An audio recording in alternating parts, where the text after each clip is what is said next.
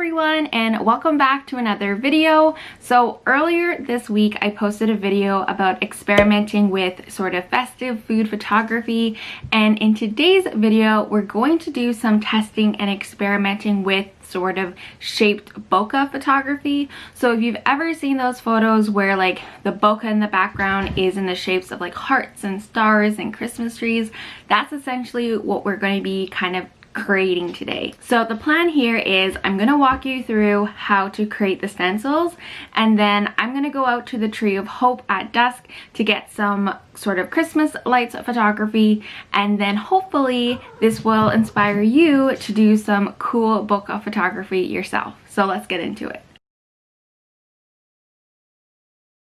Alright, so how to make these, basically this shaped bokeh stencil.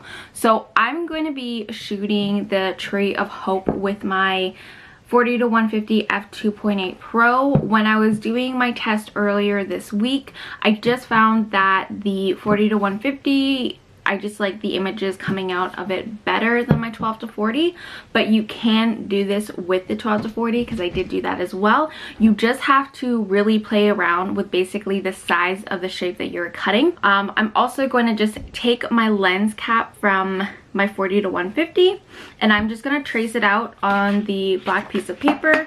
I've also seen that other people have done this a little differently in that they've created like a sleeve that goes on top of their lens and then they just change out the shape. I've also seen people just cut out legs on their cardboard and then they attach it to their lens that way.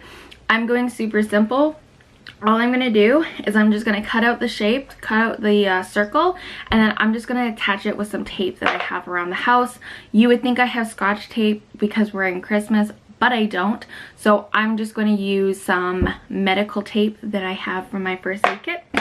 But yeah, you're just going to cut it out, and then I'm going to just draw the shape and then cut out the shape and just go from there.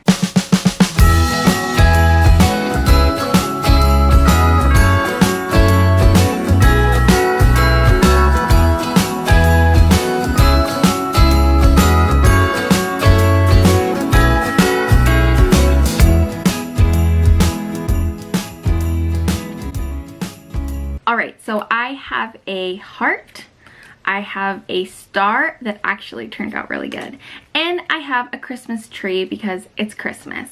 So now that we have our bokeh shapes, let's get to the next step. Alright everyone, so I am now here at location. I'm just a walks away from the Tree of Hope, so I'm going to get my camera all set up and then take you with me. But when we get out there, I don't know how the noise is going to be because there's quite a bit of traffic in this area. But what's important when you're setting up your camera, from what I've read, is one, when you're photographing Christmas lights, they suggest you come out more at dusk and not like nighttime, just because then you'll still be able to see the brightness of the lights, but then the sky won't be just like pitch black.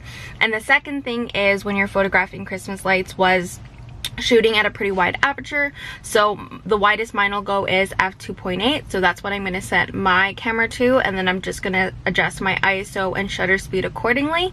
But those are the two things that I've so far read about photographing Christmas lights, is to do those two things. And so I've got my shaped bokeh stencils. I got a couple of props to do while I was out there, and so we'll just see what we get.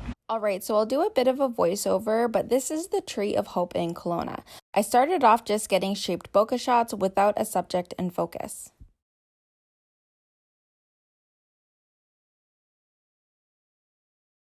After that, I moved on to getting a subject in focus, and so I brought this Christmas train piece with me to give you an example. There wasn't an elevated platform that I could put it on, so I just placed it on the ground in front of the tree and experimented for a bit with my various shaped bokeh.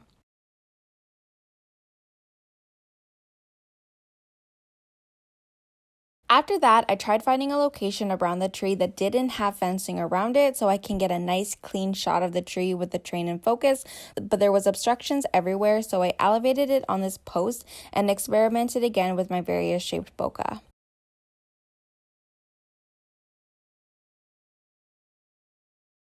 After I visited the Tree of Hope, I came back home and did some more tests in front of my Christmas tree.